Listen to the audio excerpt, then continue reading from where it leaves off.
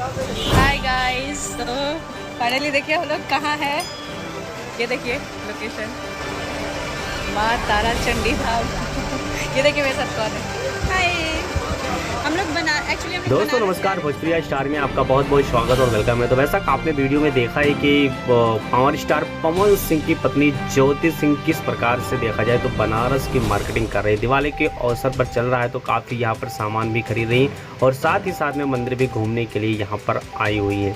तो बेशक मैंने आपको पिछले वीडियो में बताया था कि इस बार पवन सिंह बहुत ज़्यादा बिजी रहने वाले हैं, जिसके कारण वो हो सकता है कि ज्योति को दिवाली पर ना समय दे पाए। तो पिछले वीडियो मैंने आपको बताया था, उस वीडियो पे आप लोग ने बहुत सारा प्यार दुलार दिया था।